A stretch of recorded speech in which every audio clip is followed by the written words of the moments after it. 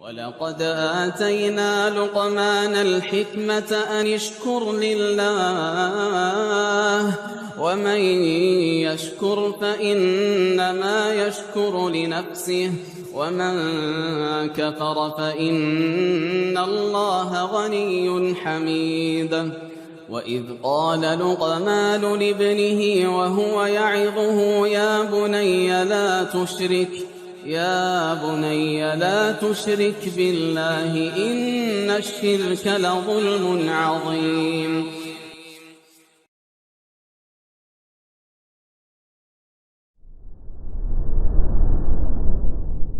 السلام عليكم ورحمة الله وبركاته.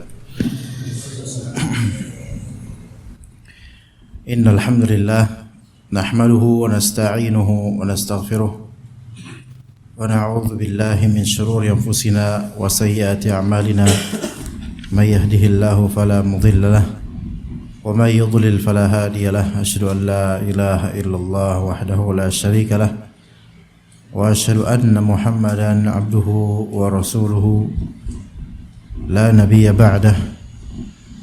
قال الله تعالى يا أيها الذين آمنوا اتقوا الله حق تقاته ولا تموتن إلا وأنتم مسلمون.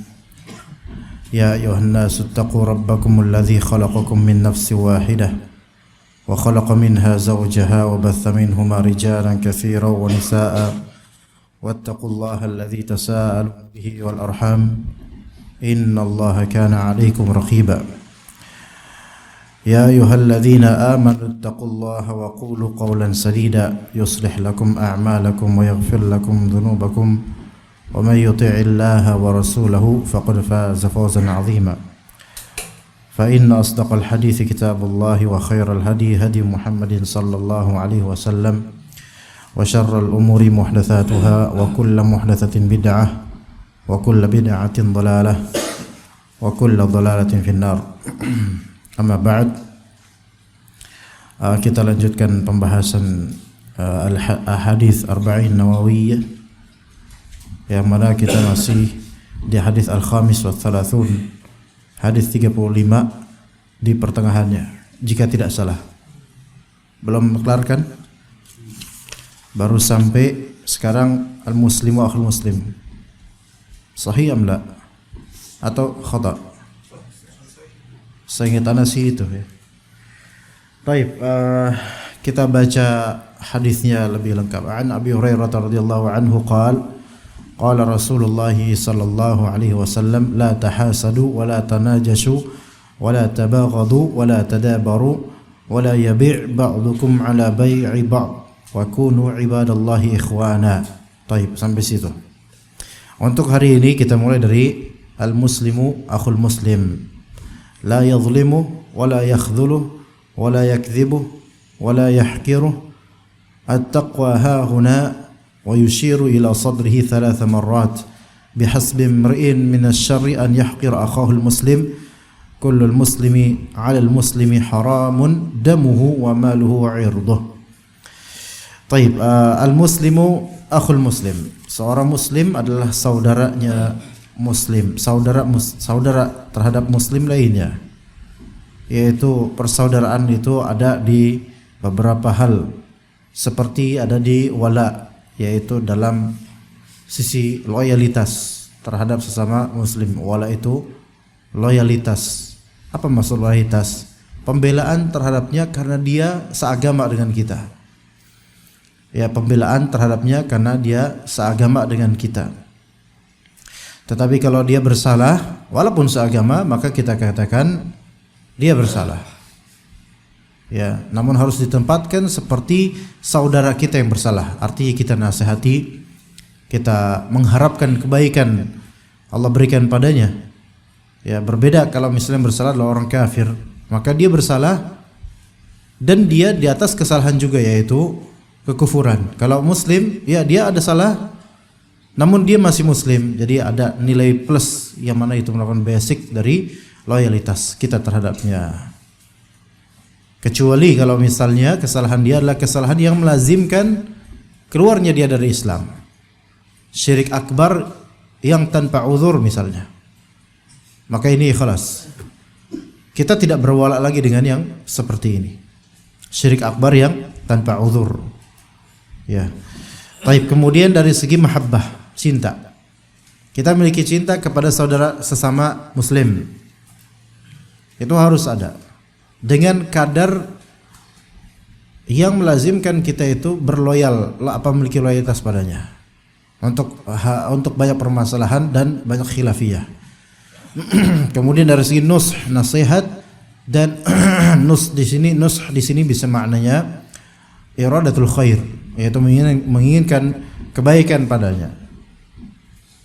Ya, jadi sesama muslim itu pada asalnya kita menginginkan kebaikan untuknya dan tidak memberikannya madarat. Itu hukum asal yang wajib. Kata Nabi SAW, la yu'minu ahadukum hatta yuhibba li akhihi ma yuhibbu li nafsihi. Tidak sempurna iman seorang dari kalian hingga dia menginginkan kebaikan untuk saudaranya sebagaimana dia juga menginginkannya. Itu dari segi apa? Dari segi iradatul khair. Ya. Adapun dari segi man'ud darar, yang itu juga merupakan wajib, kata Nabi SAW, la darar wa la dirar. Jangan berlaku madarat untuk diri sendiri dan jangan memberikan madarat pada pihak lain. Jadi itu dua asas nush terhadap sesama muslim, yaitu iradatul khair lah dan juga man'us syarri anhu, yaitu menginginkan kebaikan buat dia dan mencegah keburukan diri kita untuk dia. Ya. Kata Nabi SAW dalam hadis, dalam doa zikir pagi petang, wa an aqtarifa ala nafsi su'an au ajrahu ila muslim. Kita berlindung pada Allah Ta'ala melakukan keburukan untuk diri sendiri atau menjulurkan keburukan kepada sesama muslim. Itu hakikat al-muslim akhul muslim. Kemudian ada masalah seperti tahdzir, nasihat, yang mana itu tidak melazimkan putusnya persaudaraan. Ingat, persaudaraan itu tidak harus selalu kita itu bersama saling menggenggam tangan selalu, tidak mesti. Ada kalanya dia tetap saudara kita, namun demi menghindari madarat untuk diri kita, kita menjaga jarak padanya. Itu tidak masalah. Ya, itu tidak masalah. Kata Nabi SAW, al-mar'u ala dini khalilih, falyanzur ahadukum man yukhalil. Seseorang itu berada di atas keagamaan khalilnya, yaitu sahib dekatnya, sahib kentalnya. Maka hendaklah seorang dari kalian melihat kepada siapa dia bersahabat dekat. Din di sini bisa maknanya yaitu agama, atau bisa ada maknanya tadayun. Al-mar'u ala dini khalilih, atau bisa dimaknai din yaitu amal. Al-mar'u ala amali khalilih, seseorang itu sesuai dengan amalan orang dekatnya, yaitu amalan beragama orang dekatnya, atau bisa tadayun, sikap beragama orang terdekatnya. Ya, maka kalau misalnya orang paling dekatnya adalah orang Nasrani, maka amalan dia akan mirip dengan orang-orang itu. Na'udzubillah min dzalik. Maka ini merupakan apa? Ini merupakan isyarah dari Nabi SAW bahwasannya ada kalanya diperbolehkan seseorang untuk berjarak jauh atau menjaga jarak atau tidak komunikasi terhadap saudaranya dalam rangka menepis atau menghindari fitnah. Ini ada dalam rangka menghindari madarat yang lebih besar. Memang ada madarat untuk berjauhan sesama saudara muslim, tetapi ketika madarat berdekatan kepada yang lebih besar, maka kata para ulama dalam qaidah fiqhiyah, yukhtaru akhaffud dararain, maka dipilihlah yang lebih ringan madaratnya. Ya begitu. La yadhlimuhu wa la yakhdhuluh. La yadhlimuhu, yaitu tidak menzaliminya, tidak menzaliminya. Taib, apa makna zalim? Zulm dalam prinsip atau dalam pemaknaan bahasa dan juga pemaknaan Ahlus Sunnah wal Jamaah terhadapnya, Zulm itu maknanya adalah wad'u syai' fi ghairi mahallih, yaitu menaruh sesuatu bukan pada tempatnya. Ini dalam seluruh konteks. Menaruh sesuatu bukan pada tempatnya, baik dari segi akidah maupun dari segi perbuatan. Ya, atau juga dari segi perasaan juga bisa. Afana ja'alul muslimina kal mujrimin? Malakum kaifa tahkumun? Apakah kita akan menjadikan muslim itu sama seperti orang-orang mujrimin, yaitu musyrikin, kafirin, orang yang berbuat jahat? Enggak bisa. Bagaimana mungkin? Bagaimana kalian berhukum? Bagaimana kalian mengkiaskan? Kok bisa dua-duanya disamakan? Itu zulm dari segi Allah Ta'ala menafikan zalim dari segi tanggapan atau anggapan. Muslim disamakan sama mujrim. Enggak bisa. Itu tidak adil, itu zalim namanya. Taib. Itu bagi Ahlussunnah wal Jamaah. Adapun bagi Asy'ariyah dan semisalnya, maka zulm itu adalah at-tasarrufu fima la yamliku. At-tasarruf fima la yamliku. Itu zalim. Yaitu berkelakuan atau berkelakuan terhadap hal yang bukan miliknya. Itu makna zalim versi mereka Ahlul Kalam. Faham enggak?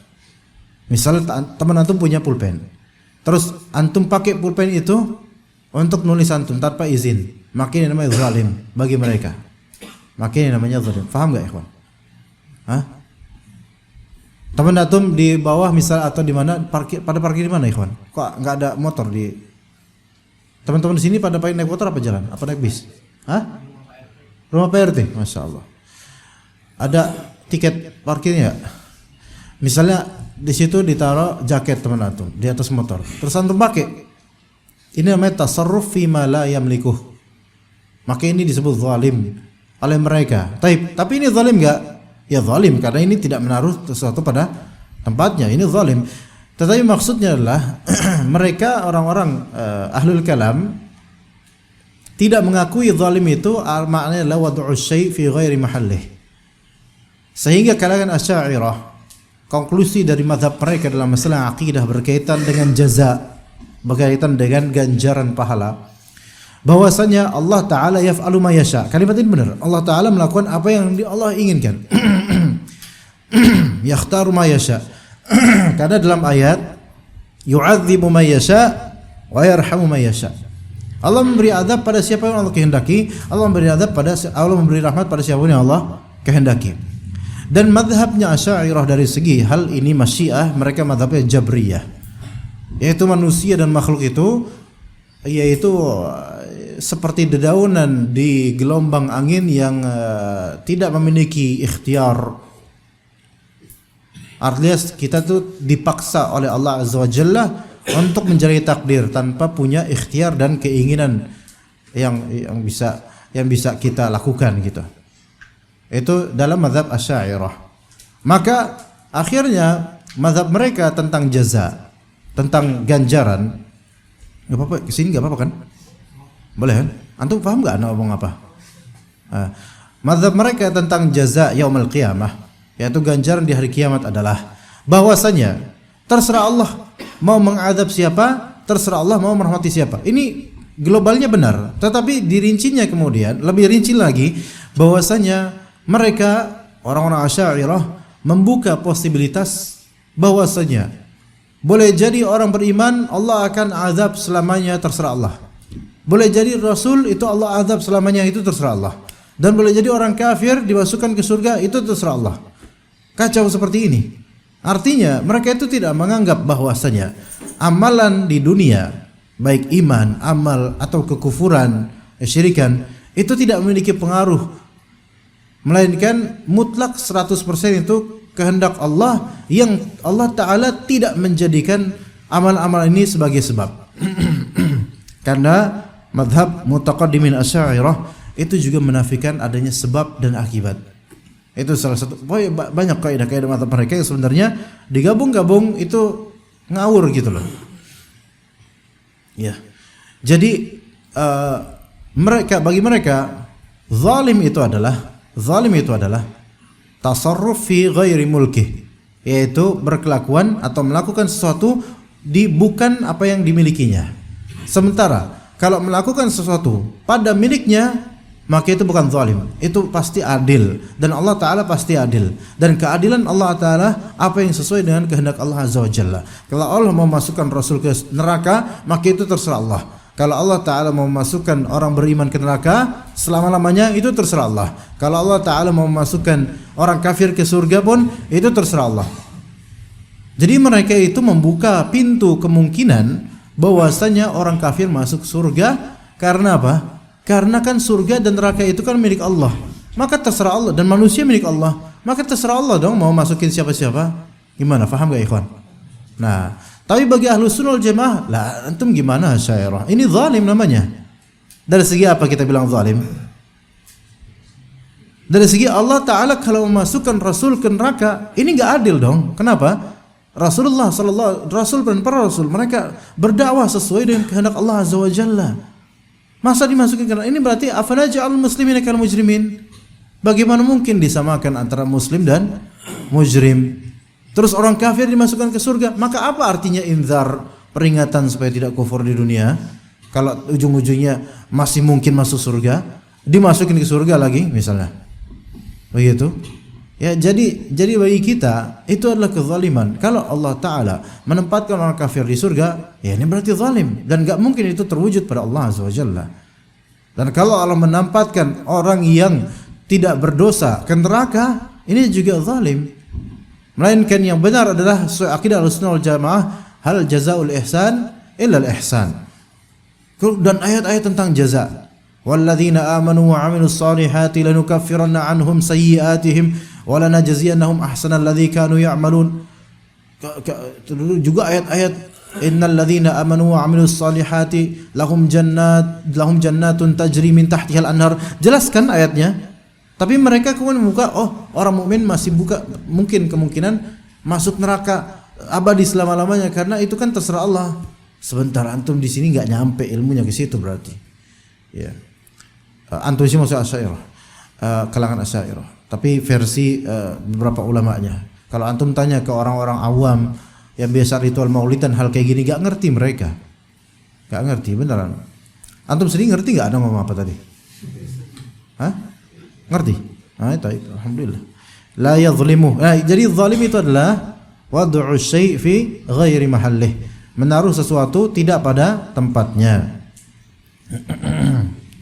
Dari kezaliman itu ada secara bahasa itu tadi, dan dari secara syar'i yang tidak jauh maknanya dari tadi, dari hal yang tadi kita sebutkan. Tetapi tentu kalau misalnya menaruh sesuatu tidak pada tempatnya dan tidak ada kaitan dengan pelanggaran syariat, maka ini tidak langsung kita sebut dengan istilah zalim seolah-olah dia itu berdosa, tidak. Ya, contoh, misal ini tidak ada kaitannya dengan syariat Allah Azza wa Jalla. Contoh aqua, misalnya botol aqua itu, ya. Misal ini kan buat air, antum taruh bensin. Ini kan tidak pas tempatnya gitu loh. Apa ditaruh di meja ustadz gitu kan, dikira sirup nanti. Maka apakah ini zalim? Secara bahasa iya zalim, tapi jangan antum bilang antum telah berbuat zalim. Dan kata Nabi SAW, az-zulmu zulumatun yaumal qiyamah. Antum bakal dapat kegelapan di hari kiamat gara-gara enggak. Ini enggak ada kaitannya dengan agama, kecuali kalau emang antum sengaja ngeprank, nah ini baru, ya. Apalagi sampai ustadznya kemudian minum beneran, nah ini baru. Ya, kalau beneran kalau kayak gitu, ya. Tapi itu zalim.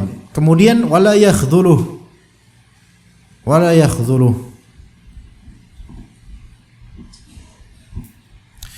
Apa di situ yakhdhuluh maknanya?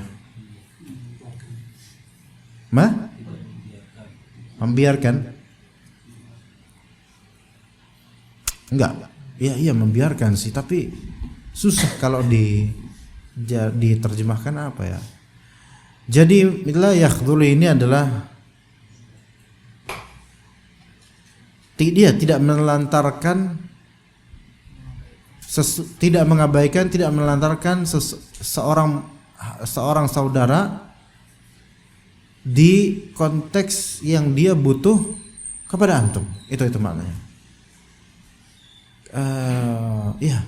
Karena menelantarkan di sini kayaknya terlalu ambigu. Jadi maknanya jangan mengkhadzalnya, ya menelantarkan sih. Jangan membiarkannya terpuruk di kondisi ketika dia butuh antum, itu namanya khadl.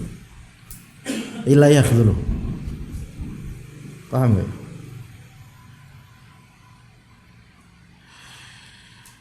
Contoh la yakhdhulu, contoh khadl, khidlan. Ya, khidlan masdarnya. Saudara antum atau akh, ya maksudnya akh di sini akh muslim, teman antum butuh bantuan antum dari segi dana, mungkin karena sakit atau saudara sakit atau keluarga sakit, dia nggak punya uang dan antum punya. Taib, kemudian ketika antum dan antum punya dan beruang untuk membantunya, dia minta, ya akhi ana minta tolong pinjam lah. Terus antum bukannya minjemin, oke lah, antum tidak minjemin, itu hak antum. Tapi tidak hanya sebatas itu, malah antum kemudian apa bilang, makanya akhi nabung, ya hari gini nggak punya tabungan. Jadi dia dalam kondisi butuh, lagi bingung, berharap sama antum gituin. Nah ini yakhdhuluh, ini namanya merendahkan, tapi bukan merendahkan, hina ya, begini. Dia membutuhkanmu di saat dia membutuhkanmu benar-benar, tapi justru ketika itu antum malah mencuri kesempatan untuk semakin menyakitinya gitu loh, apa ya, merendahkannya gitu. Ini namanya khadl. Beda dengan yahqiruh, nanti akan ada sebutannya. Ya.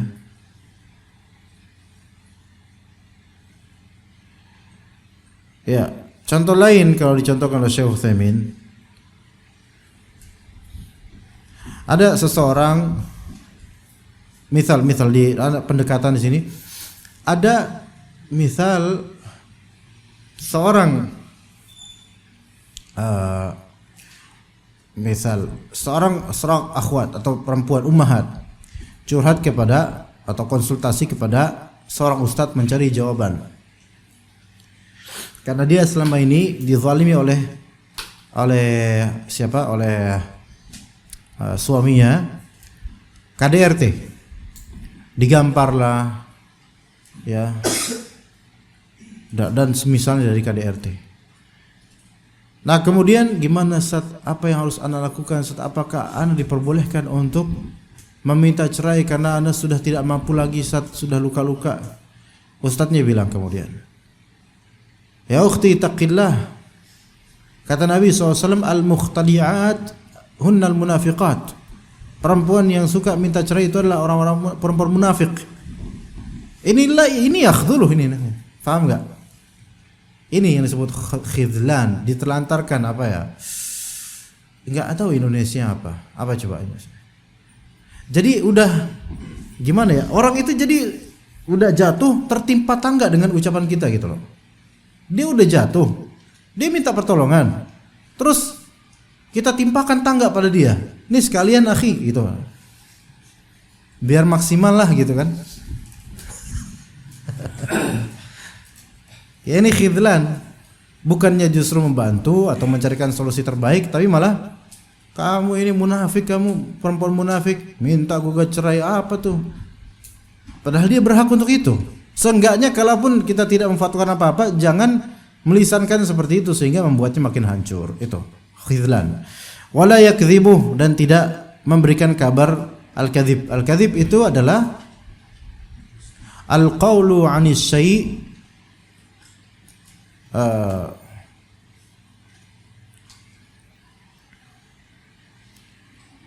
al-qawlu an syai'in la yunasibul haqiqah, yaitu berkata tentang sesuatu yang tidak sesuai kenyataannya, mengabarkan tentang sesuatu, al-ikhbar an syai' la yunasibu al-haqiqah, tidak berselaras dengan sebenarnya, itu namanya kadzib. Ya.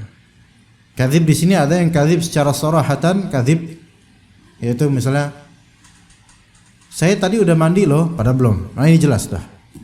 Ada juga kadzib yang semi-semi, yaitu tadlis. Tapi dia termasuk bagian dari kadzib jika memang bermaksud untuk itu, tadlis. Tadlis ini semi kadzib. Kalau dimaksudkan darinya untuk mengelabuhi maka dia kadzib. Tapi kalau tidak disengaja atau menghindari madarat yang lebih besar maka dia semoga bukan termasuk kadzib. Apa itu tadlis ikhwan? Seperti apa? Kata tadlis seperti apa? Kamuflase. Menyeolahkan sesuatu itu lebih baik daripada hakikat sebenarnya. Paham? Misalnya ada seorang nama seseorang Muhammad Ali misalnya. Dia nama orangnya nama antum siapa sih? Zulfikri Muhammad Ali. Ini ada benar Ustadz namanya itu loh. Oh, Ustadz Zulkifli namanya. Enggak nama lain, nanti takutnya kena pencemaran nama baik lagi. Ya. Ari ya. Ari Muhammad Ali gitu kan. Taib, kemudian antum mengustadkan diri. Ari MA.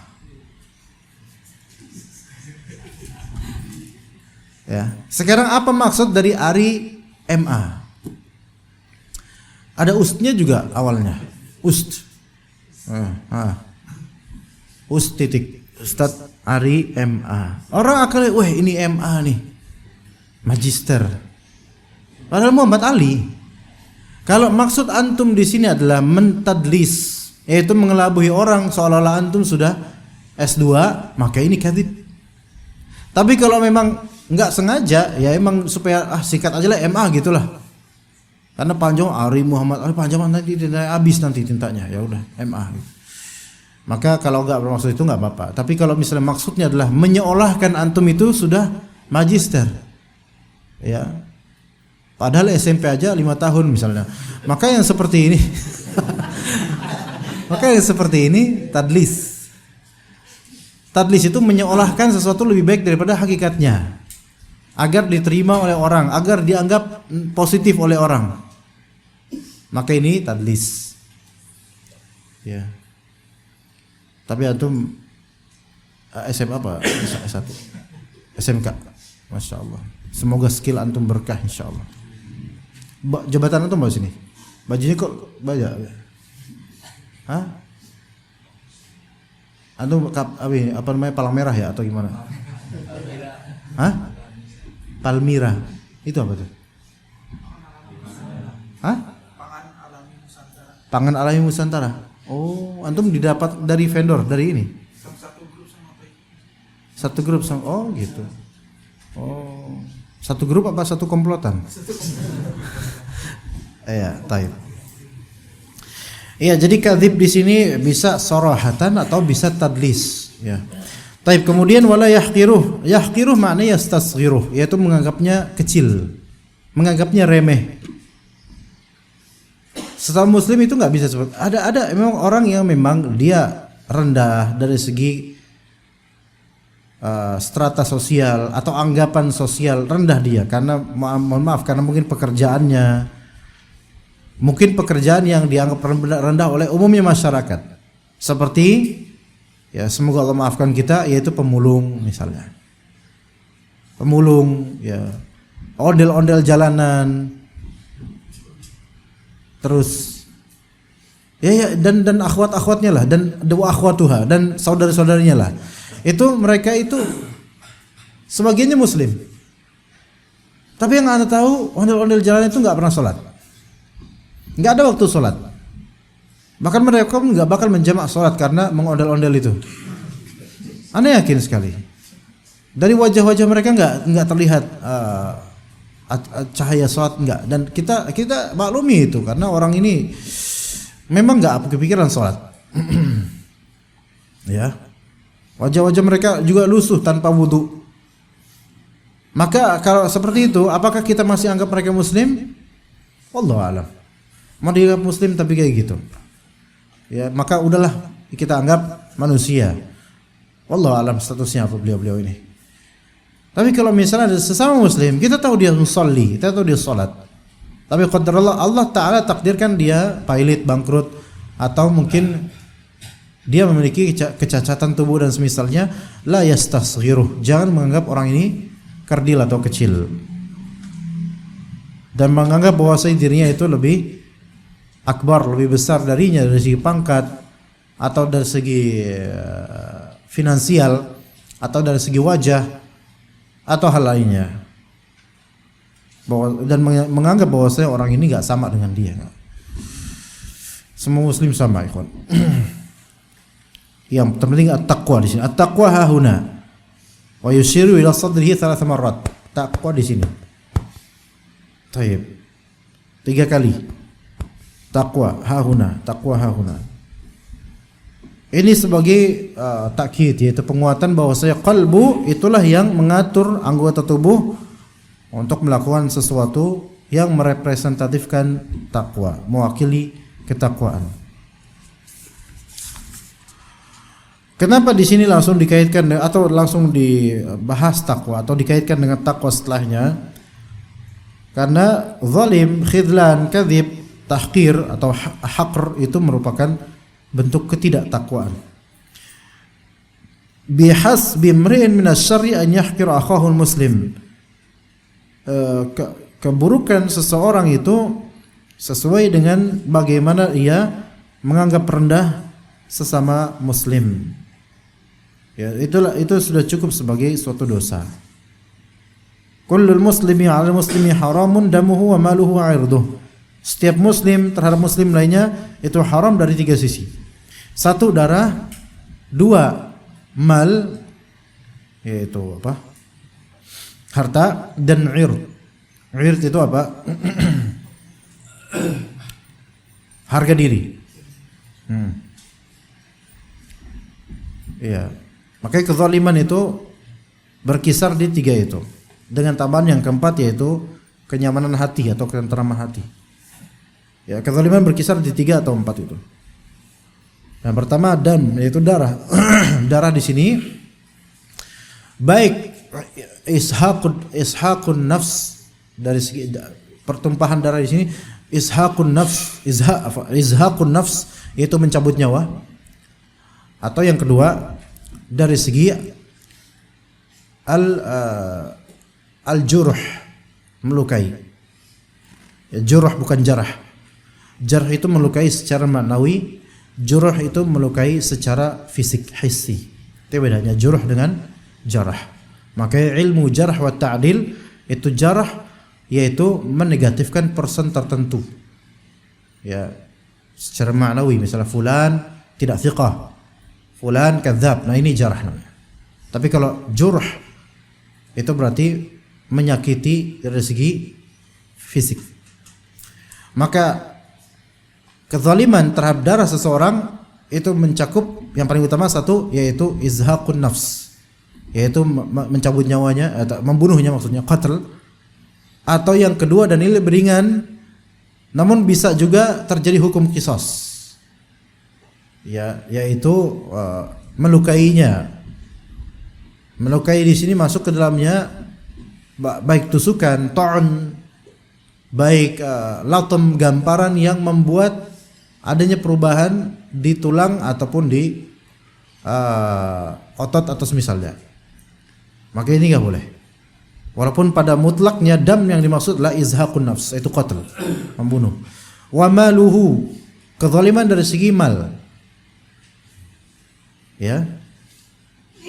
Mal.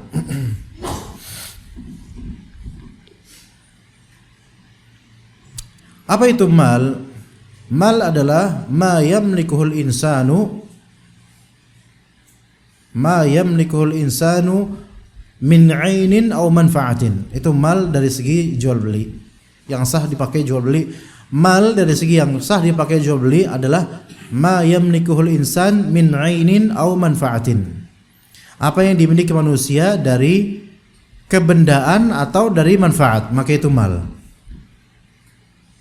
Dari segi jual beli ya.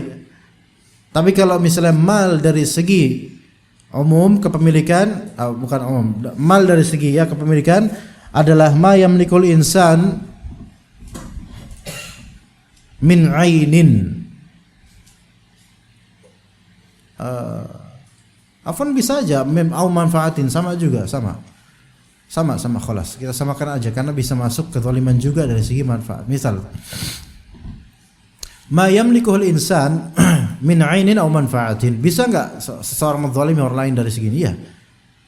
Menzalimi orang lain dari segi apa yang dia miliki dari kebendaan ataupun dari manfaat. Apa contohnya? Enggak banyak contoh, kok kebendaan banyak. Yaitu korupsi, mengambil uangnya, mencuri jemurannya, itu zalim jelas. Mal juga kan, apa yang dia miliki oleh manusia, ambil dimiliki oleh tetangga dari baju, nah itu mal. Tapi apa yang dimiliki oleh tetangga dari manfaat? Apa contohnya, ikhwan?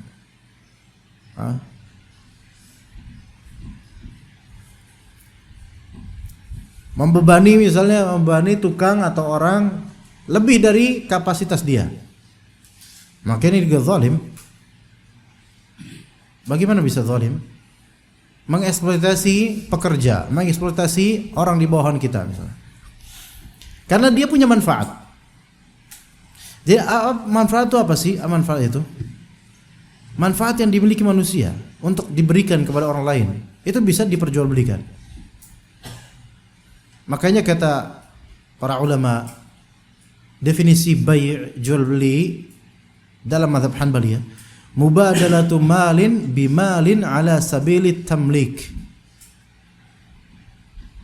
Ya, mubadalatu malin bimalin ala sabili at-tamlik, yaitu mubadalah, menggantikan, saling menukar mal dengan mal dengan maksud tamlik, yaitu memberikan untuk supaya dimiliki oleh pihak lawan akad selamanya, seterserah dia, dimiliki oleh dia gitu.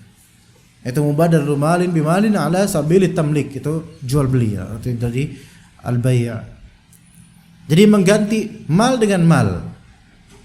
Bisa enggak mengganti uang dengan manfaat? Bisa enggak? Bisa, itu jadi akad ijarah. Sebagaimana antum, para karyawan, para perwira Taifah, antum digaji atau mukhlisin? Berarti enggak ikhlas antum.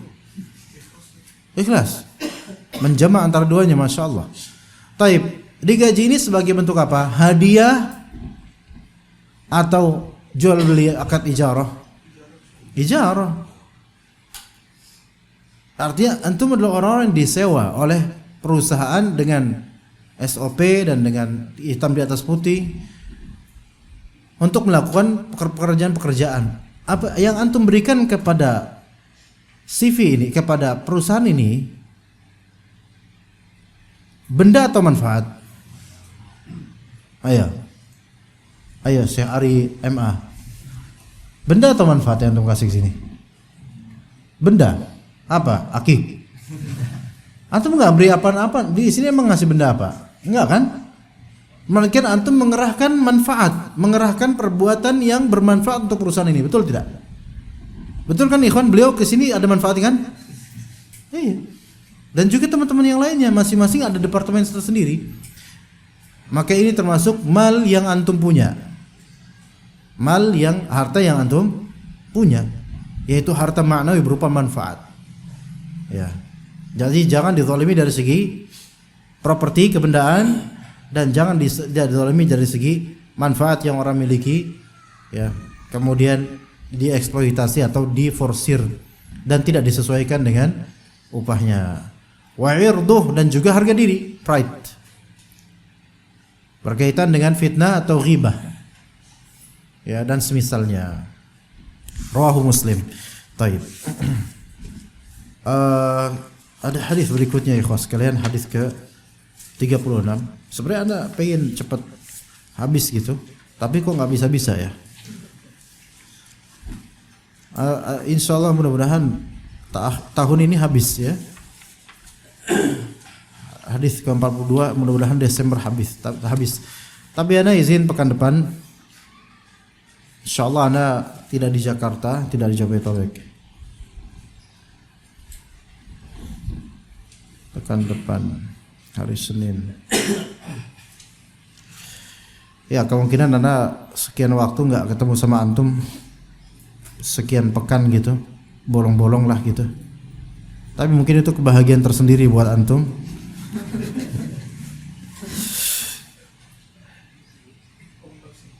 Enggak. Malah kangen sama ana? Enggak juga. Allah yahdik. Enggak kangen. Jadi tanggal 14 depan ana izin. Tanggal 21 sepertinya ada baru sampai Indonesia. Insyaallah. Seperti tanggal 21 pagi gitu. Mungkin sampai rumah mungkin jam 9 pagi. Jangan antum bilang udah Ustaz di Grab car live aja Ustaz. Enggak mau ana. Mungkin tanggal 28 juga ana safar ke Jawa Barat. Nah, ini Jawa Barat. Enggak, tapi ini Jawa Barat kan ada galaksi tersendiri. Kemudian Allah Ta'ala insya Allah takdirkan tanggal 4 Desember anak umroh lagi. Tanggal 5 nggak bisa anak. Antum suruh live di Mekah, kuota eman-eman karena mahal. Lagi pula belum tentu antum dengar. 12 anak kemungkinan masih di sana. 19 anak udah lupa kalau anak punya kajian di Taifah. Ya panik ya. Anak udah lupa, ada Senin ngapain nggak lupa. Karena itu mungkin sebulan lebih itu kita nggak ketemu. Iya. Jadi antum nikmatilah momen-momen nggak ketemu sama anak. Jadi kemungkinan kita cuman punya waktu tahun ini 19 dan 26 Desember insyaallah. Gitu. Jangan nangis, nggak apa-apa, nggak usah nangis, nggak usah. Iya. Tapi kalau penjualan minyak kayu tetap ada, tetap bisa beli minyak kayu tetap bisa karena bisa diantar. Tenang aja kalau itu. Kalau soal duit itu tetap bisa karena ya tenang aja. Ya seperti itu ya kawan. Ada pengen lanjut aja kita manfaatkan aja supaya lebih cepat ya. Al haditsus sadis wa thalathun. Hadits ke-36. An Abi Hurairah radhiyallahu anhu 'anin Nabiy sallallahu alaihi wasallam qala: Man naffasa 'an mu'minin kurbatan min kurabid dunya naffasallahu anhu kurbatan min kurabi yaumil qiyamah. Yaumil qiyamah. Baik. Man naffasa, barang siapa yang naffasa ay wasa'a. Nafasa di sini maknanya wasa'a, yaitu meluaskan. Makanya nafas itu adalah keluasan seseorang. Ketika seseorang bernafas itu luas rasanya. Dulu waktu sebagian dari kita atau semua dari kita kena Covid misalnya, rasanya tuh sesek gitu kan, nafas pendek-pendek, itu kok makin khawatir itu. Wah, bukan lebih pendek makin pendek, hilang tuh nafas. Ya kan, mati gara-gara khawatir. Tapi rasanya luas gak? Sempit rasanya. Makanya nafas yang luas. Apa di iklan yang mana? Lega kan gitu, ya kan? Ya, luas. Iya. Kenapa jualin barang orang ya? Kenapa harusnya jualin barang sendiri gitu loh, parfum sendiri malah jualin apa namanya obat itu ya. Nah, jadi luas. Maka nafasa wasa'a. Barang siapa yang menafaskan, maksudnya barang siapa yang meluaskan. An mu'minin kurbatan, yaitu suatu kehimpitan, ketersempitan. Kurbah di sini musibah yang sifatnya menghimpit, yang membuat orang itu serba salah. Itu kurbah. Ya, mau beli atau mau belanja nggak bisa, mau beli obat nggak bisa. Ini kurbah. Jadi kurbah adalah musibah yang menghimpit seseorang sehingga dia tidak leluasa untuk mencari solusi, untuk mendapatkan solusi. Maka itu kurbah. Ya.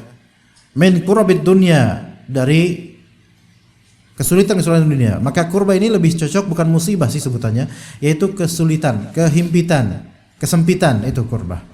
Ya termasuk musibah juga, bagian dari musibah. Kesusahan. Ini juga menunjukkan bahwasannya dunia ini memiliki kurbah. Dunia ini memiliki kesempitan. Ini tidak bertentangan dengan firman Allah, Ya ibadiyalladzina amanu inna ardi wasi'atun fa iyaya fa'budun. Wahai hamba-hambaku, sesungguhnya bumiku itu luas. Ini enggak bertentangan sama sekali. Karena yang disebut luas oleh Allah di ayat Al-Ankabut tersebut bumi, inna ardi wasi'ah. Yang disebut ada yang kesempitan dunia. Ini beda, dunia sama bumi beda enggak? Apa perbedaan dunia dan bumi? Bumi itu material tempat seseorang berada di alam dunia, sementara dunia itu adalah alam dan kehidupannya. Itu bedanya. Oke? Jadi jangan samakan bumi. Bumi ini bumi, yaitu tempat kita berpijak di alam dunia dan kehidupannya, sementara dunia itu adalah alamnya dan kehidupannya. Apakah bumi ini termasuk dunia? Termasuk dunia, tapi bukan satu-satunya material dunia. Taib, apakah nanti di akhirat bumi itu juga akan ada? Ada. Kata Allah Azza wa Jalla, yauma tubaddalul ardu was samawat. Pada hari nanti akan diganti bumi dan langit. Artinya bumi tetap ada. Maksud bumi ini pijakan untuk manusia di mauqif atau pada mahsyar. Maka itu bumi juga para ulama berselisih pendapat apakah bumi tersebut adalah bumi sekarang ini yang diganti sifatnya. Apakah di sini yauma tubaddalu, tabdil di sini penggantian ini tabdilus sifah atau tabdilul ain? Kalau tabdilus sifah berarti bumi ini bumi yang sama nanti pada mahsyar, namun sifatnya diganti menjadi sifat datar. Tanpa ada gunung, gua enggak ada, datar semuanya. Atau sebagian ulama mengatakan tabdil di sini tabdilul ain bukan tabdilus sifah, tabdilul zat. Berarti bumi ini udah hilang sama sekali dan Allah ganti dengan bumi yang baru, yaitu bumi di hari kiamat, bumi pada mahsyar. Min qurabid dunya, siapa yang meluaskan ketersempitan seseorang di dunia, seorang mukmin di dunia, maka naffasallahu anhu qurbatan min qurab yaumil qiyamah. Maka Allah Ta'ala akan meluaskan dia dari keterhimpitannya di keterhimpitan hari kiamat. Dan ini menunjukkan bahwasanya pada hari kiamat itu ada keterhimpitan dan itu jauh lebih mengerikan. Jauh lebih mengerikan. Apakah ada keterhimpitan di alam apakah ada keterhimpitan di kubur? Ada enggak? Ada, kata Nabi sallallahu alaihi wasallam. Sesungguhnya inna hadzal qabr inna lil atau kama qala Nabi sallallahu alaihi wasallam inna li hadzal qabr la daghtah. Sesungguhnya kuburan ini memiliki dagth, yaitu apa? Apa Indonesia? Himpitan apa? Pressure. Tekanan.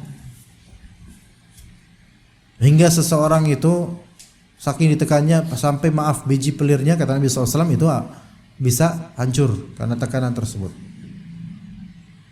Taib, tekanan dimaksud di sini tekanan di alam barzakh atau tekanan tanah kuburan? Ayo. Di alam barzakh, bukan di karena kenyataannya kalau di tanah kuburan ya itu sebagian kan pakai peti, ada yang pakai peti, ada yang pakai dipan. Kemudian ketika digali kok masih utuh kan?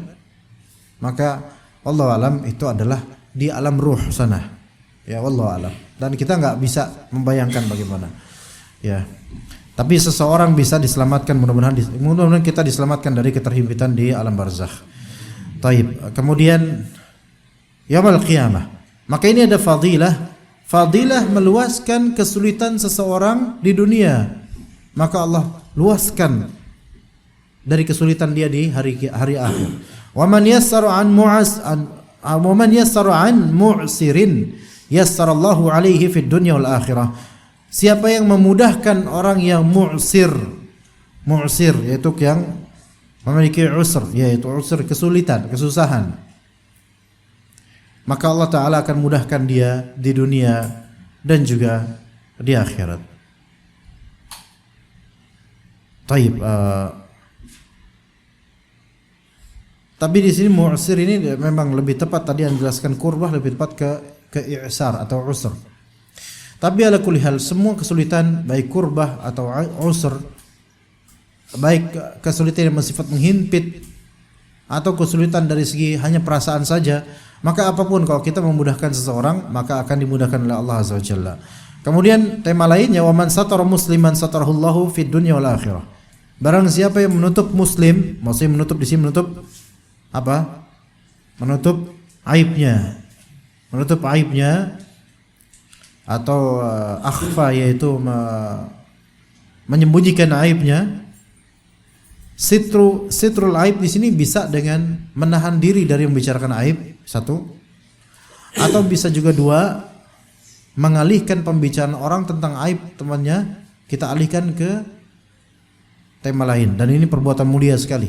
Yang kadang-kadang kita itu mengalir gitu ngomong, tiba-tiba ngomongin aib tanpa kita sadar gitu kan ya. Itu manusiawi. Dan kalau ada yang menasihati itu agak berat, tetapi bisa dengan cara mengalihkan. Maka itu namanya satrul aib, satrul muslim.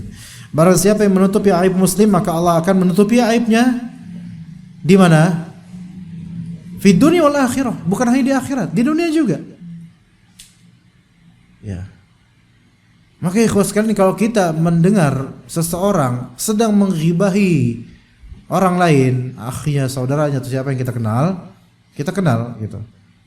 Maka itu jadi ghibah karena kita kenal siapa yang dia bicarakan gitu. Maka bisa kata ini Allah membuka aib dan aurat orang ini.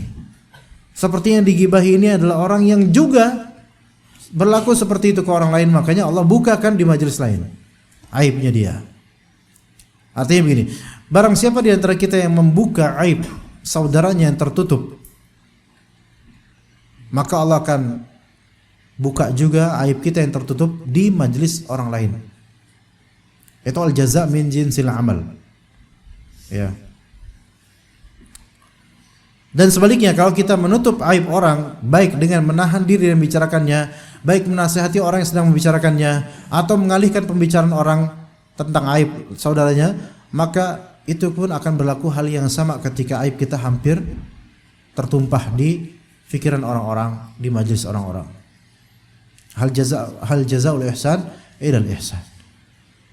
Wallahu fi 'auni al-'abdi ma kana al-'abdu fi 'auni akhihi. Dan Allah senantiasa menolong hambanya selama hamba itu menolong saudaranya. Ya. Dan ini dipersyaratkan aun di sini, yaitu fil birri 'alal birri wat taqwa. Kata Allah Azza wa Jalla, wa ta'awanu 'alal birri wat taqwa wa la ta'awanu 'alal itsmi wal 'udwan. Lalu apa bedanya al-bir dan at-taqwa? Pernah dijelaskan sepertinya. Al-bir yaitu fi'lut ta'ah, at-taqwa itu yaitu tarku al-munkarat. Al-munkar. Wa ta'awanu 'ala fi'lit ta'ah wa tarkil munkar. Itu. Saling tolong menolong kalian dalam melakukan ketaatan dan juga dalam meninggalkan kemungkaran. Maka selama seseorang menolong hambanya dalam ketaatan, termasuk sedekah, menolong hambanya dengan bersedekah, maka Allah Ta'ala akan menolong dia. Anak ini, anak jemaah sekalian, anak pengen memberikan ibrah buat antum sebenarnya. Walaupun ini agak sedikit kurang enak gitu untuk dibicarakan sebagai dai yang diundang sana sini. Dulu sebelum pandemi itu jadwal kajian banyak sekali. Sekarang juga banyak, alhamdulillah. Namun alhamdulillah ana merasakan sekarang itu Allah lebih memberikan kebaikan buat ana dari segi ilmu dan amal, tapi memang masih sedikit, ana enggak seberapa, masih banyak kesalahannya. Tapi sebelum pandemi itu ana banyak belajar. Dan ana tidak menyatakan sekarang itu lebih ikhlas, tidak juga, tetapi ketika itu Allah musta'an. Dulu ya sehari itu 4 kajian, 3 kajian, apalagi di weekend ya. Dan ana termasuk orang yang tidak mau menolak hadiah. Ya. Itu, amplop misalnya, ana enggak pernah menolak. Iya. Bahkan kalau antum misalnya ngasih ana hadiah, misal rumah misalnya, ana insyaallah ana, kenapa antum ngeliatin anak kayak gitu? Iya. Iya, ana senang-senang aja, bahkan masyaallah, ana akan senang, ana terima kok, tenang aja. Ya. Nah, ya namanya kalau kita punya banyak penghasilan dari segi itu, ya kemudian suatu ketika dan itu selama itu seminggu dapat berapa banyak, anda nggak ngitung kan, nggak mikir juga, nggak begitu memikirkan. Suatu ketika apa yang ngitung? Ini bulan depan dapat berapa sih kira-kira? Kan jadwal rutin kan udah ada. Diperkirakan di sini berapa, di sini berapa, di sini berapa. Sejujurnya anda pernah kayak gitu sekali itu. Anda hitung. Segini ternyata gede juga ya.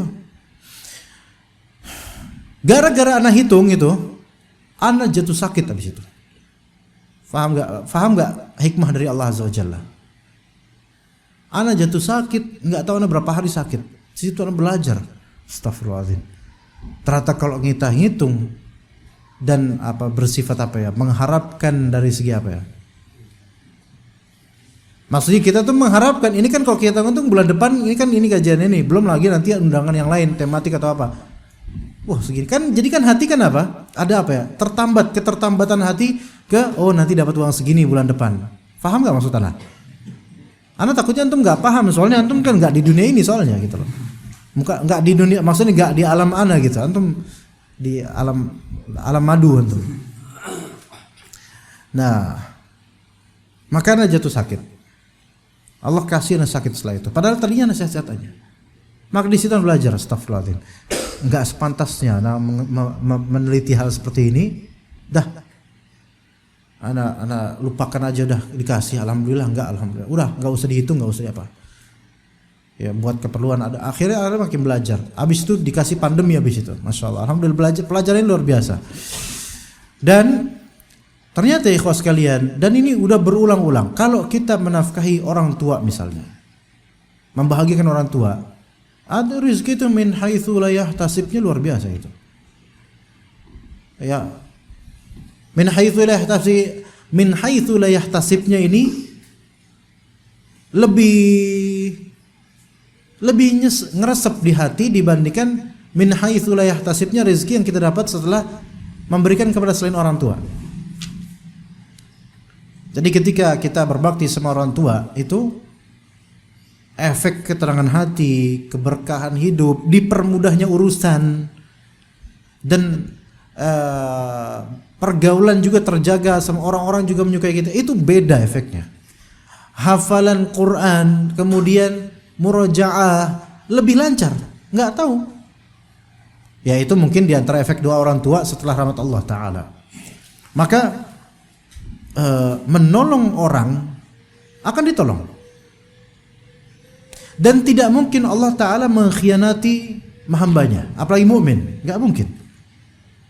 Maka sekali antum, apalagi berkali-kali antum membantu, menolong, maka yakinlah bahwasanya Allah Ta'ala akan memberikan yang semisal dan bahkan lebih afdal lagi. Dan karena ganjaran Allah itu selalu lebih afdal daripada perbuatan manusia yang dia suguhkan ke Allah, yang dia sembahkan kepada Allah Azza wa Jalla.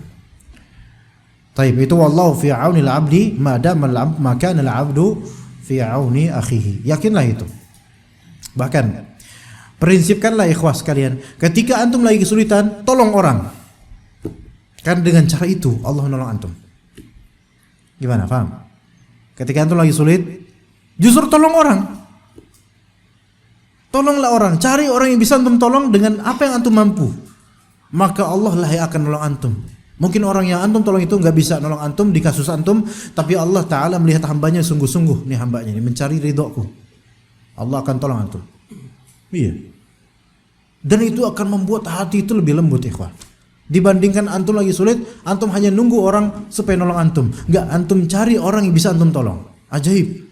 Antum lagi hatinya lagi sendu, lagi sedih, ada keinginan tidak tergapai, ada rasa sakit di hati atau apapun itu penyakit di hati. Coba antum sedekah. Coba antum dekati fakir miskin. Coba antum elus kepala anak yatim. Coba antum perhatikan orang-orang yang ingin diperhatikan melalui finansialnya atau kesulitannya dan semisalnya. Maka di situ Allah Ta'ala akan menolong antum. Pertama yang Allah tolong adalah hati antum. Iya, sedekah itu menolong hati yang tadi helpless, tidak ada bantuan terhadap hati. Dengan sedekah, dengan melihat orang fakir miskin, hati kita itu terobati gitu loh. Ya Allah, Masya Allah, ternyata ada yang lebih rendah, ada yang lebih besar kesulitan daripada saya. Itu udah cukup mengobati. Berikutnya Allah Ta'ala mungkin dari sisi min haitsu la yahtasib, karena bertakwanya seseorang kepada Allah Subhanahu wa ta'ala, yattaqillaha yaj'al lahu makhraja wa yarzuqhu min haitsu la yahtasib. Wa man salaka tariqan yaltamisu fihi ilma sahalallahu lahu bihi tariqan ilal jannah. Barang siapa yang salaka tariqa, meniti suatu tariq. Ini dengan salaka, bukan dengan masya. Kalau dengan masya berarti jalan, yamshi fi tariq. Tapi ini dengan salaka, meniti. maka di sini masuk ke dalamnya suluk al-ma'nawi dan suluk al-fi'li al-hissi, yaitu meniti dengan secara makna atau meniti dengan secara perbuatan yang fisik, ya seperti jalan, naik angkot, naik motor.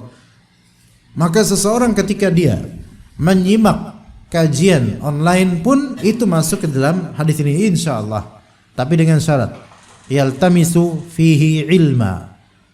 Maka iltimas ini ada sisi talab yang lebih serius. Karena iltimas itu seperti antum menemukan atau mencari barang luqatah atau mencari barang yang dhallah, mencari dhallah. Ilmu itu adalah dhallatul mu'min. Ilmu itu adalah barang hilangnya mukmin. Ketika antum merasa kehilangan barang, antum akan mencari lebih teliti ke jalan-jalan yang telah antum lewati atau sedang antum lewati. Ya kan? Maka antum perhatikan. Nah, itu seperti itu iltimas. Maka iltimas di sini membutuhkan apa? Fokus dan konsentrasi. Maka kalau cuma sekedar dengar lewat, bodoh amat, maka ini bukan termasuk man salaka tariqan yaltamisu fihi ilma. Taib, ilma di sini dia seolah-olah umum, tetapi maksudnya adalah ilmu syar'i, Sahalallahu lahu bihi tariqan ilal jannah. Maka siapa yang melakukan itu, maka Allah Ta'ala akan mudahkan buat dia jalan menuju surga. Wa ma jtama'a qaumun fi baitin min buyutillahi yatluna kitaballahi wa yatadarasunahu bainahum illa nazalat 'alaihimus sakinatu wa ghashiyatuhumur rahmatu wa haffathumul malaikatu wa dzakarahumullahu fi man 'indah. Dan tidaklah suatu kaum berkumpul di suatu rumah dari rumah-rumah Allah, itu masjid. Disebut Baitullah ketika apa? Dengan syarat satu, masjid tersebut sudah diwakafkan baik secara parsial gedung maupun secara tanah. Diwakafkan lillahi ta'ala atau dengan sighah wakaf, tapi wakafnya bukan temporary, bukan sementara, melainkan seterusnya. Maka itu masjid Baitullah. Itu syarat pertama. Syarat kedua, an tuqama fihi as-salawat al-mafruḍah jama'atan, yaitu dilakukan salat berjamaah 5 waktu di masjid tersebut. Itu di masjid.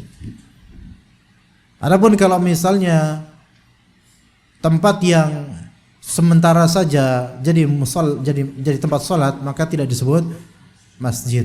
Tapi bagaimana dengan Blok M Square atau Tamini Square? Kan di rooftopnya itu masjid. Tapi apakah itu masjid? Itu masjid insyaallah. Pertama, karena zahirnya masjid itu sudah cukup.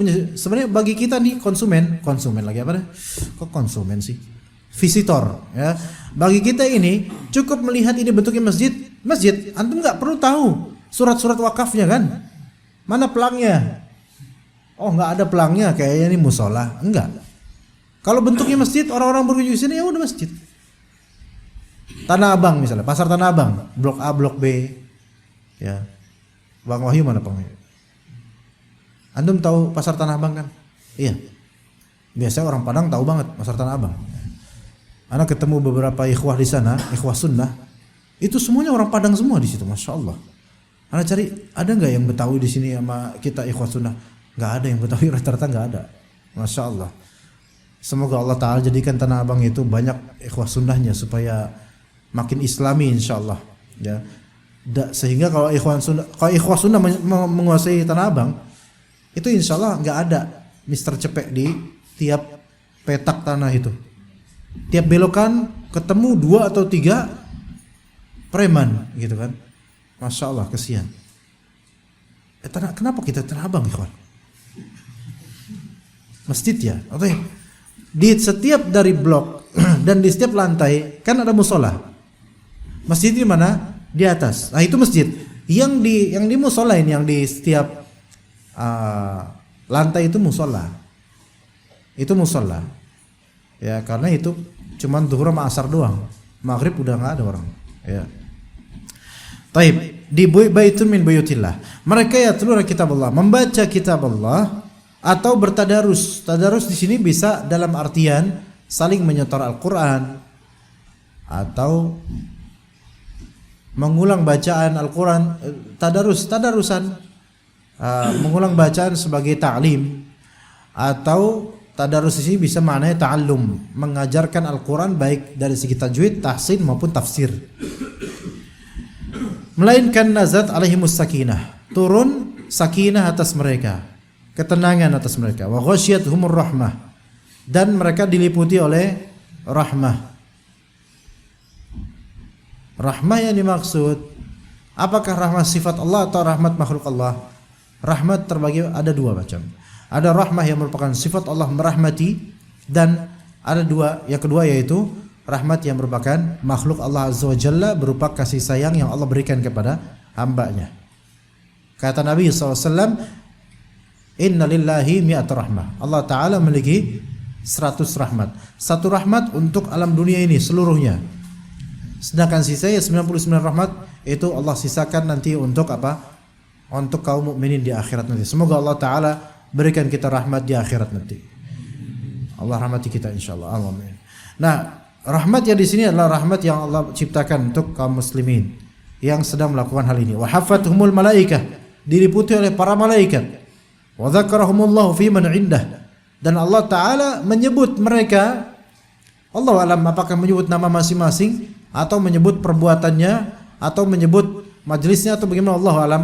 Al-muhim Allah lebih tahu tentang itu. Allah menyebut mereka fi man indah, di tengah-tengah orang-orang yang di sekitar yang dekat pada Allah Azza wa Jalla, yaitu para malaikat yang paling mulia derajatnya. Wa man batta'a bihi amaluh lam yusri' bihi nasabuh. Coba diterjemahkannya apa ikhwan di sini? Amalnya lemah, apa namanya? Lelet.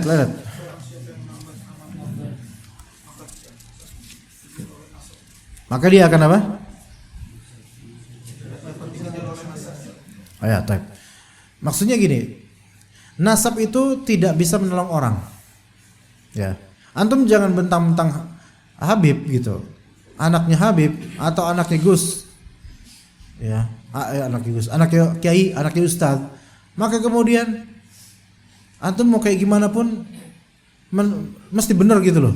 Ya enggak lah. Lah kalau misalnya anaknya Ustadz setan, ya setan juga, mau gimana coba? Jadi jangan sampai beranggapan bahwa saya mentang-mentang nasabnya tinggi kemudian amalnya rendah tetap aja hebat gitu. Enggak. Kata Allah, inna akramakum indallahi atqakum. Yang mulia di sisi Allah itu adalah yang lebih bertakwa, bukan yang lebih bernasab. Apalagi kalau udah nasab tirah yang suci, keturunan Ahlul Bait misalnya, dianggap paling benar, selalu benar. Mau sesange apapun tetap aja benar dia. Mau sesongong apapun tetap aja dia karena keturunan suci. Ini mazhab yang ngawur ini. Mazhab khurafi, isinya khurafat doang. Enggak benar. Mazhab yang suka hulu terhadap orang-orang yang mereka anggap saleh dan wali. Hanya karena nasab kemudian dijamin masuk surga, sangat tidak. Malah justru dengan memegang atau dengan terbebani dengan di pundaknya nasab yang bersambung kepada Ahlul Bait, itu harusnya dia lebih amanah dalam beragama, bukan malah lebih buruk. Ya. Jadi janganlah gelar nasab itu membuat kita lemah dalam beramal, dan itu yang membuat orang banyak terfitnah. Ya, sampai-sampai ada slogan juga yang disebutkan dalam Risalah Qusyairiyah yang dinisbatkan kepada Ruwaim, yaitu Riya'ul 'arifin afdalu min ikhlasi al-muridin. Artinya apa coba? Riya'ul 'arifin afdalu min ikhlasil muridin. Riaknya orang-orang arif itu lebih baik daripada ikhlasnya para murid. Ajaib. Kok kayak gitu seneng lah. Karena mau riak mau apa enggak dosa, lebih tetap aja lebih baik daripada antum, kan kayak gitu kan, enggak bisa. Itu kalau versi sufi ekstrimnya. Artinya ini kalau udah jadi wali, jadi arif yang udah mengenal Allah dan dekat sama Allah, apa yang sudah diperlihatkan kasyaf dan penampakan gaib, itu kalau dia riya itu masih lebih tinggi derajatnya daripada antum para kroco yang ikhlas. Seikhlasnya antum tetap nggak ada apa-apanya daripada tingkatannya, daripada yang kastanya arif sampai tingkat ma'rifat. Gimana? Kira-kira adil nggak kalau Islam seperti ini? Nggak adil lah, nggak adil. Inilah diantara penyebab mengapa banyak dari mereka ghulu, bersikap berlebihan terhadap orang-orang di atas yang mereka anggap suci, mereka anggap keramat, kayak nggak punya salah. Ya. Antum ada Samsung nggak? Nggak ada. Nggak bawa? Biasanya bawa nggak? Samsung? Nggak. Ana misalnya nyalain rokok. Salim. Misal. Kok kamera hidup nggak? Hidupin. Salim. Antum wajah antum kan lebih tua daripada ana. Antum juga Pak. Dicukup. Ayo salim. Kaki juga nih jempol. Walaupun arogannya arifin lebih afdal daripada antum. Walaupun antum ikhlas. Kita lihat orang-orang pada ikhlas. Dibolak-balik tuh tangan tuh udah bau iler semua itu. Ya, dibolak-balik ya. Ini orang anti hand sanitizer nih. Habib kayak gini atau wali kayak gini anti hand sanitizer. Iya. Itu isi Covid semua nggak masalah itu. Salam tempel tuh kadang-kadang. Anda melihat beberapa dari orang-orang itu, para orang-orang tua yang mau salaman sama anak muda sombong tapi wali ini, itu mempersiapkan. Dengan buru-buru mempersiapkan apa? Duit. Ada amplop. Ya, sambil tempel amplopnya. Ya, jadi berbarengan dengan ilernya juga amplopnya nempel. Cek. Masukin dengan slow, masukin kayak kamu punya dosa gitu. Udah ahli soalnya. Jadi bisa pelan-pelan gitu, bisa supaya orang nggak tahu kalau dia lagi masukin amplop. Ya. Cium. Kayak gila nggak ada amplopnya, gitu kan? Nah, kayak gini mau ketamakan akan dunia kayak gimana, kayak hubus syuhrah, cinta populer kayak gimana, kayak riaknya kayak gimana, kayak sombongnya kayak gimana, kayak kan dia wali. Lebih baik daripada kita, walaupun kita ikhlas apapun dia lebih tinggi derajat. Ini nggak fair kayak gini mah. Ya, ngawur seperti ini. Maka inna akramakum indallahi atqakum, yang paling mulia itu yang lebih bertakwa, bukan yang lebih ngawali, ngearif seperti ini. Tapi kata Ibnu Qayyim, kalau maksud dari Ibnu Qayyim menafsirkan dengan baik, versi positif versi beliau. Yaitu maksudnya adalah riyaul arifin, yaitu orang yang arif yang berilmu. Kalau dia riya di sini maknanya bukan riya syirik, bukan, yaitu muraat, yaitu menampakkan amalan supaya diikuti. Itu lebih afdol daripada orang-orang biasa yang beramal untuk dirinya sendiri, ikhlas buat diri sendiri tapi nggak nyontohin ke orang. Kalau itu ya benar maknanya. Iya, kalau itu benar. Seperti itu ikhwan. Ya kayak saya sekarang kan lagi ngajar antum, ana lagi ngajar antum. Ini bisa masuk riya juga. Riya dalam artian menampakkan ilmu kepada antum supaya antum menyimaknya dan mengamalkannya. Maka itu nggak masalah. Ya begitu. Wallahu a'lam. Insyaallah udah sampai jam segini, kita cukup aja. Jazakumullah khair jaza. Insyaallah kita ketemu nanti di pertengahan Desember mudah-mudahan. Barakallahu fikum jami'an wa sallallahu ala nabiyyina Muhammad wa ala alihi wa sahbihi ajma'in. Subhanakallahumma bihamdika asyhadu an la ilaha illa anta astaghfiruka wa atubu ilaik. Assalamualaikum warahmatullahi wabarakatuh.